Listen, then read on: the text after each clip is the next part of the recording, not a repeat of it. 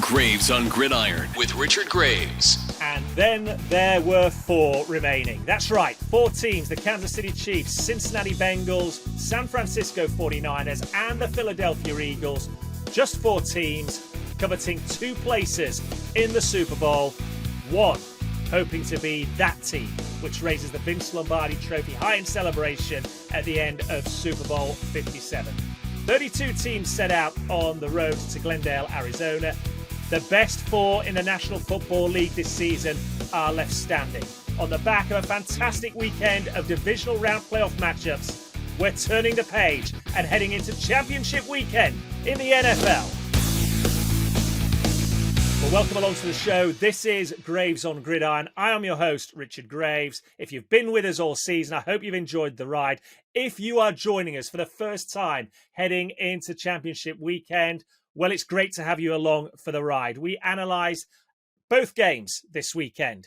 We look at the odds set by the bookmakers, look at the line for each game, dissect those matchups, break down where I think the key areas will decide the game, and then I'll tell you whether I think the line's accurate or whether maybe it's a little bit out and where maybe you can use that to your advantage. Usually it's 3 games every week, but when you get to this stage of the season, there are only 2 games, and the prize could not be richer. A spot at Glendale, Arizona in Super Bowl 57. So without further ado, let's turn our attention to the first of the 2 championship games this Sunday. It is the NFC matchup between the number 2 seeded San Francisco 49ers going into Philadelphia, the number 1 seeded team in the NFC, the Philadelphia Eagles. The 49ers head there, riding the hottest streak in the NFL right now. They are unbeaten in their last 12 games, having won the lot as they head into Philly this weekend. But I've got to tell you, it's nicknamed the City of Brotherly Love. I don't think they'll find any love in the great city of Philadelphia. The Eagles themselves looked back to their very best last weekend as they swept aside their NFC East rival New York Giants. Veteran tackle Lane Johnson looked good back on that offensive line, starting once more, as did, perhaps more importantly, quarterback Jalen Hurts, showing no ill effects of that sprained shoulder that kept him out for several games in the tail end of the regular season back in December. The team as a whole resembled more the juggernaut, which took them to that number 1 seeded spot in the NFC last weekend, and they'll need to be at that level again this weekend if they're to get past the San Francisco 49ers. For their part, the Niners head into their 18th championship game. That's the most that any team has appeared in since 1970 in the NFL. They hold the NFL's number 1 ranked total defense. They rank number 1 in scoring defense. They've only given up an average of 16.3 points a game this season. And they lead the league in turnover differential as well. They're plus 13 in that category. They're the second best team when it comes to defending the run. And I've got to tell you, I think that could be crucial in this matchup because they're facing a team in the Eagles who average 147.6 yards per game on the ground. And they finished last weekend, get this for a stat, with more rushing yards in the game than the New York Giants had total offensive yards. That is the definition of domination in a game. It's going to be a fascinating matchup. The Eagles run the ball as well as anybody in the National Football League. But to complement that, they have a fearsome receiving core as well. A.J. Brown, that big off-season trade acquisition made prior to the start of this campaign, leads it. Devonta Smith, the second-year wide receiver alongside him. Dallas Goedert at tight end. And when you align that with the fact that in a quarterback in Jalen Hurts, you've got somebody who can make big-time plays with his legs as well as with his arm, it all leads to an offense which finished the regular season as the 3rd most potent in the NFL, putting up an average of 28.1 points per game.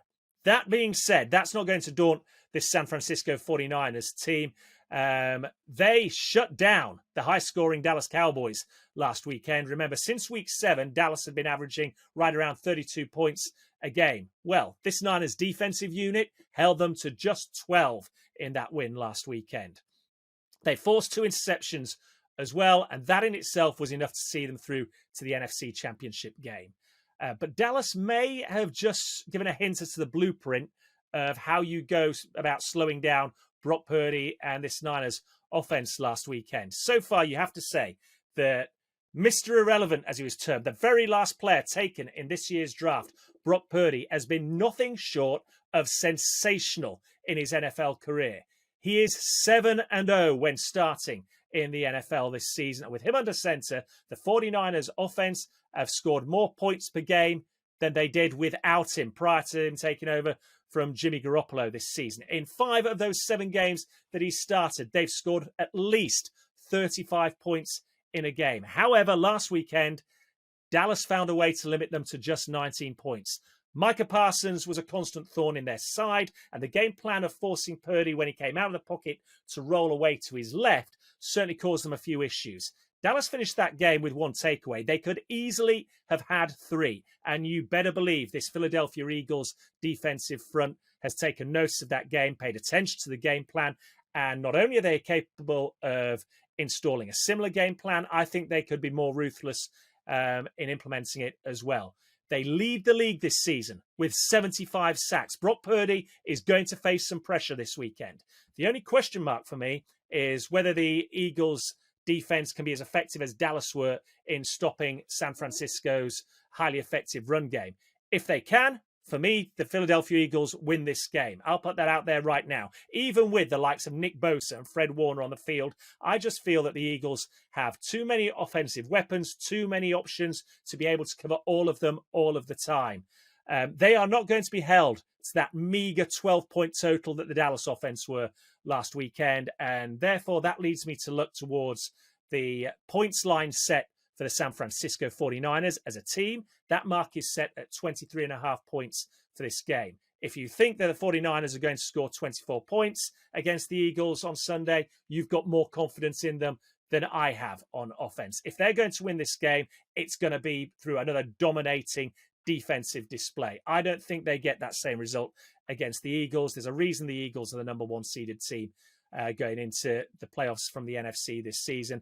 And I think this defensive front, which sacks the quarterback, it gets takeaways, I think they come to the party in Lincoln Financial Field. So I'm going to take the under 23.5 points total in this game for the San Francisco 49ers. I don't think they get to 24. Graves on Gridiron. And the late game on Sunday is the AFC Championship game. It's a repeat of last year's matchup, and it's at the same venue. The Cincinnati Bengals traveling to the AFC's number 1 seeded team, the Kansas City Chiefs.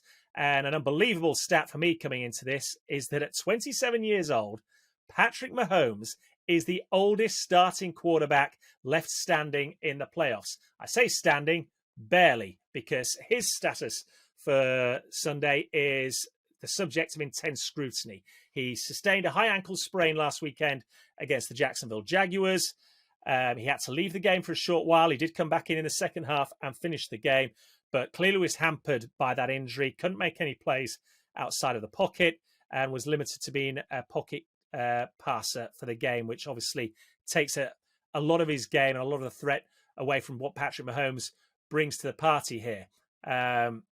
The question is he going to be fit enough to suit up on Sunday and lead this Kansas City Chiefs team? And if he is fit enough, is he going to be able to turn in the kind of display which I think in 2 weeks' time inevitably leads to him being named the NFL's MVP for the season for a second time in his career? Head coach Andy Reid has already said this week that the high ankle sprain isn't as severe as the one he sustained way back in 2019. And remember, he came back from that injury the very next week and posted over 400 offensive yards with the Kansas City Chiefs. I think it's safe to say that Patrick Mahomes will suit up on Sunday. He will lead the Chiefs offense out onto the field at Arrowhead because the prize doesn't get any bigger than a place in the Super Bowl. And on a positive note for the Chiefs, he's already been a full participant in training at the start of this week. The arrow is pointing up on Patrick Mahomes. And it's going to need to be, because look who they're facing. For the second straight year, the Cincinnati Bengals are back here in the AFC Championship game. They are 3-0 when playing the Kansas City Chiefs in the last 14 months. You won't find many teams that are 2-0 over that sort of period against the Kansas City Chiefs, if any at all. But the Bengals have played them 3 times. they have won the lot against them in that period. That record, combined with the injury that Mahomes picked up last weekend, means that the Bengals started the week as narrow favourites to win the game outright with the odds makers. As the week's gone on and you've seen Mahomes being a full participant at practice, suddenly there's nothing to choose between the teams on the money line. 11-10 on both the Chiefs and the Bengals to win this game outright. On the spread, the Bengals find themselves as 1.5-point favourites. And that form, combined with the injury to Mahomes, is the reason why. I'll tell you, you'll be hard-pressed to find the last time that a Patrick Mahomes-led Kansas City Chiefs team started a game playing at home as underdogs. I think it's only ever happened once since he became a starter in the NFL for the Chiefs. But the reason as well is there's a resiliency about the Cincinnati Bengals team. You remember last weekend, they were largely written off going into Buffalo as 5.5-point underdogs. On this very show, we staked our colours to the mast, and I said the Bengals wouldn't only cover that 5.5-point spread, they'd go and win the game in Buffalo. And my, how they did. They had their way with the Buffalo Bills at Orchard Park. Quarterback Joe Burrow sliced and diced the Buffalo Bills secondary. Joe Mixon ran the ball, as well as we've seen all season, behind an offensive line, which, let's not forget, was missing 3 starters. And yet they created holes against the Bills. Mixon had a big day on the ground to complement Joe Burrow and this Bengals passing game. So that, in a nutshell, is why the Bengals, albeit narrowly, are being favoured by the odds makers to win this weekend's game. And yet, I have to tell you, even on one leg, there's an aura about Patrick Mahomes and his Kansas City Chiefs team. Remember, they're appearing in their 5th consecutive home AFC Championship game. Over the previous 4 years, they are 2-2 in the AFC Championship. What will irk them, above all else, is in that period of dominance, they've only got 1 Super Bowl winner's ring in that time. They head into this year's AFC Championship game as the number 1 ranked total offensive team. They lead the league in scoring as well, averaging 29.2 points per game this season. And unlike the Buffalo Bills last weekend, they have a run game that the Cincinnati Bengals must respect. They have a top 10 run game up there at Arrowhead Stadium. For me, the chess match comes in the secondary. Neither of these teams have been overly impressive at defending the pass this season. The Chiefs, 18th defending the pass, going up against a Bengals 5th-ranked passing team.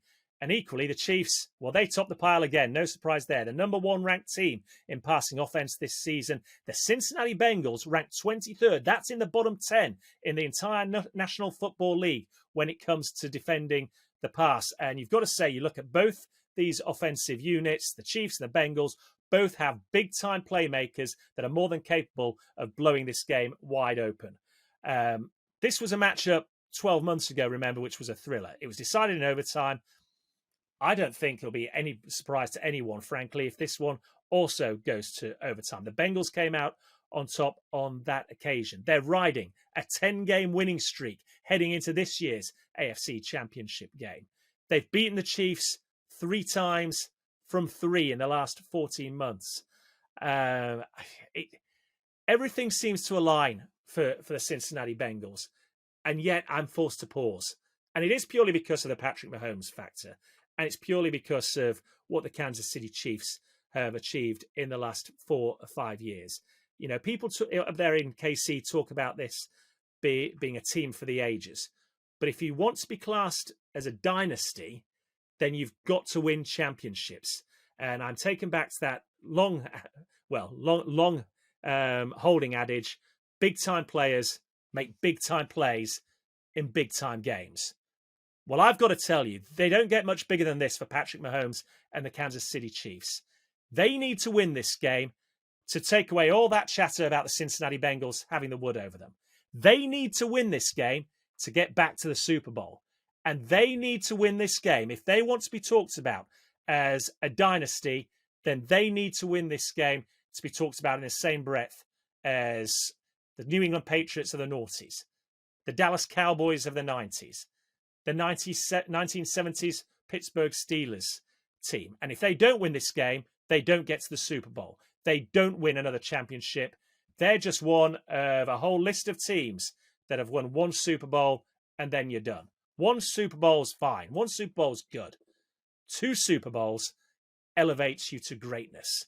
So the question is, how bad do they want it? And I think even with this high ankle sprain, Patrick Mahomes and the Chiefs want this more than we know. They want to be seen as one of the best teams of all time. They want to win this game, and I think they win this game. They will cover the 1.5 point spread. If you want the double, take the Chiefs to cover the spread and win, but certainly take the Chiefs to cover the spread at plus 1.5 points. Graves on Gridiron with Richard Graves. Okay, so there we are, the NFC Championship and AFC Championship games. We start with the NFC, the Niners at the Eagles on Sunday afternoon. Look at the San Francisco 49ers total points line, set at 23.5 points. I don't think they make it to 24, so take the under there, under 23.5 points. And then we move to Arrowhead Stadium, the home of the Kansas City Chiefs.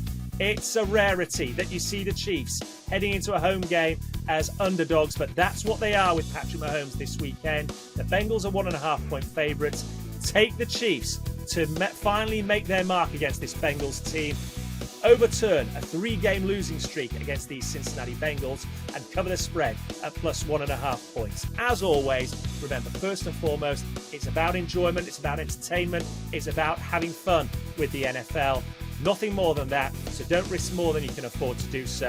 If you want to read more about the two matchups, then head on over to my website, rdgmedia.uk, click on that Talking Sport tab, and there you will see NFL Championship Weekend preview, Overcoming the Odds, and we break down both matchups there. Alternatively, get in touch with me, hit me up with your thoughts on Twitter. The handle is @RichardGraves1. But these promise to be two tremendous matchups. The question is, which two teams out of the four will be heading on to Glendale, Arizona 2 weeks from now to compete for Super Bowl LVII? We'll find out in a few short hours. Enjoy, folks, and I'll speak to you again ahead of the Super Bowl as we look ahead to the greatest show on earth. So long, everybody. Subscribe to Graves on Gridiron wherever you listen to podcasts, and keep up to date with the latest on Twitter. Search for Richard Graves 1. That's Richard Graves, the number 1.